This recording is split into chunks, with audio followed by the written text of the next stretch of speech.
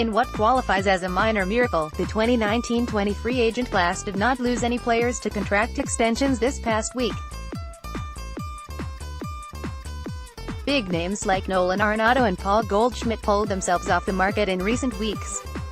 Rather than try to maximize their earning potential in free agency, they took the guaranteed money now. Can't say I blame them. The 2019 season is 2 weeks old and, truthfully, no player has increased or decreased their free agent stock in a meaningful way. Unless there is an injury involved, 2 weeks is nothing in baseball. Guys have good and bad 2-week stretches all the time. As far as free agency goes, we're still in wait-and-see mode. There is a lot of baseball to be played before the off-season.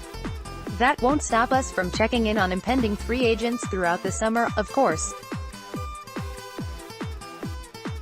Here's a pitcher-heavy edition of our weekly free agency stock watch series. Once a month we'll update our top free agent rankings as well. Away we go. Stock up view profile. Could Michael Pineda be this season's Nathan Eovaldi? There is a chance. Pineda is returning from Tommy John surgery this year. Eovaldi returned from his second Tommy John surgery last year, and he'll get to strut his stuff in a contender's rotation all summer. Yes, I totally buy the Twins as a contender. So far, so good for Pineda. He's allowed 2 runs in 9 innings while being held to a strict pitch count in his 2 starts, and, more importantly, he is missing bats.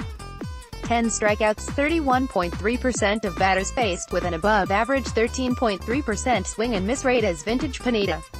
His slider is snapping out of the strike zone.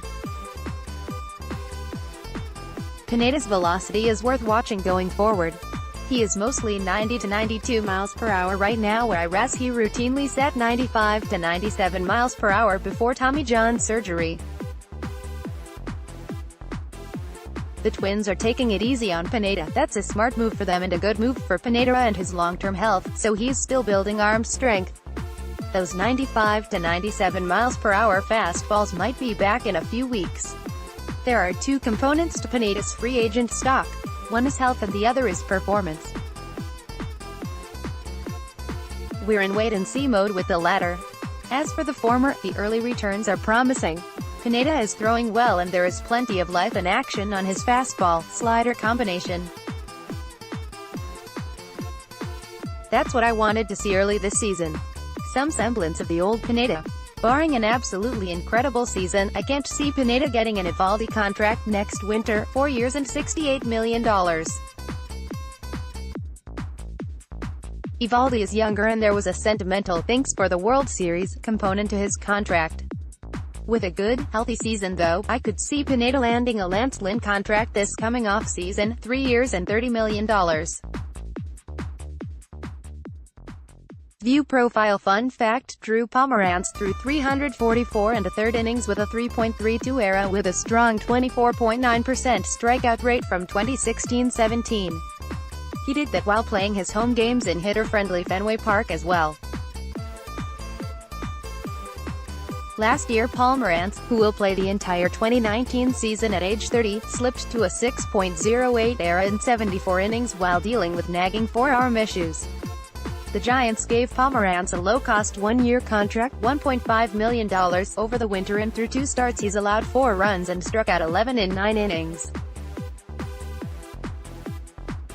Most importantly, his velocity has ticked up noticeably. To wit, Drew Pomeranz has regained some fastball velocity early in 2019.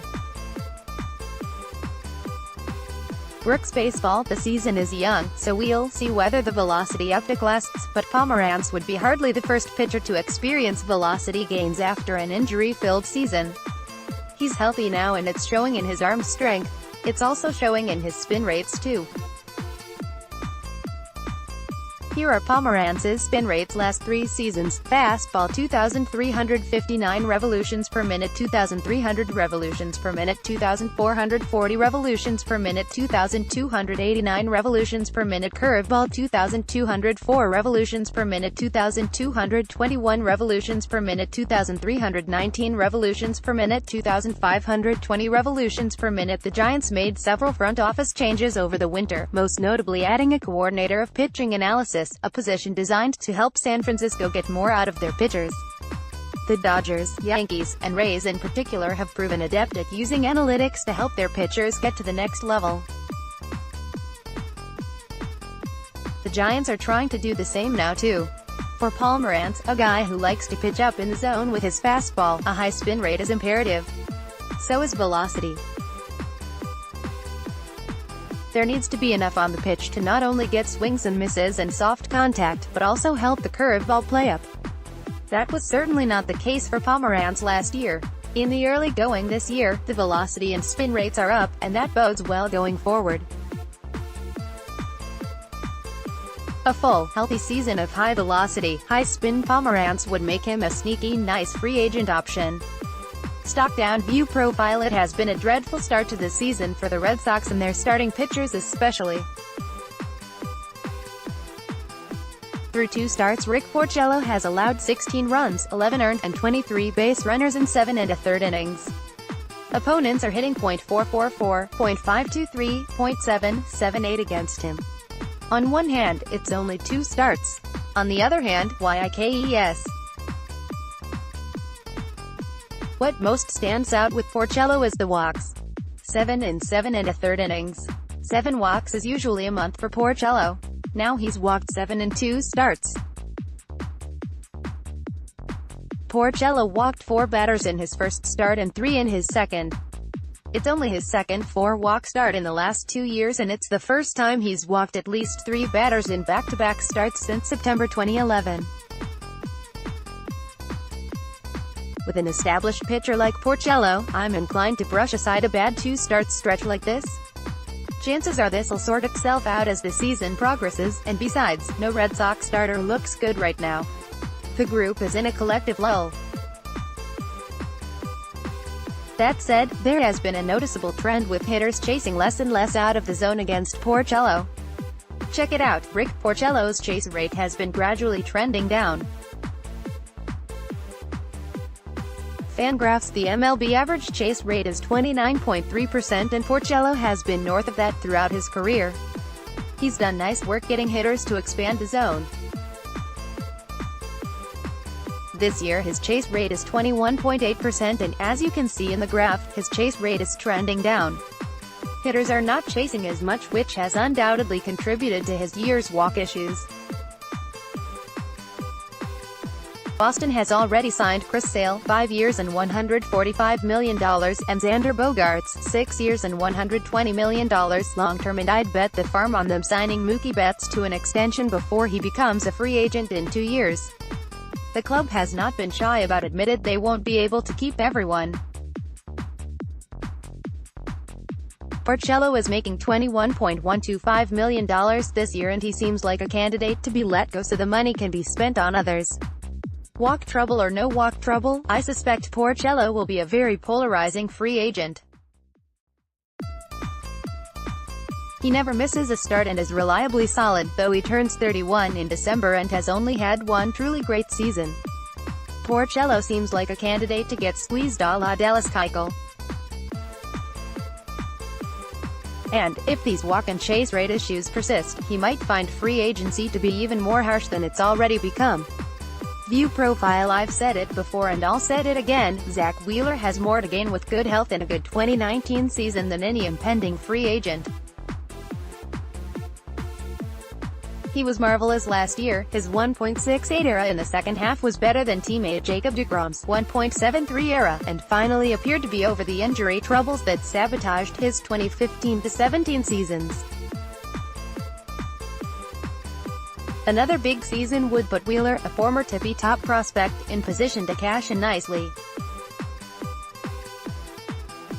2 starts into the new season, Wheeler has allowed 11 runs in 9 2/3 innings.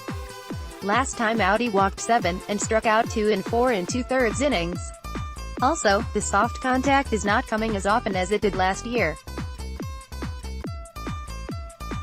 There's been a downward trend since the middle of last summer. Zack Wheeler's soft contact rate is trending the wrong way. Fangraphs: the season is still very young and, as with Porcello, I'm inclining to chalk this up to being a blip at the moment. We need more information before we can declare Wheeler's stock on the decline. He hasn't had a good start to the season. That is an undeniable truth. There's plenty of time to change the narrative though. With Wheeler, the most important thing is health.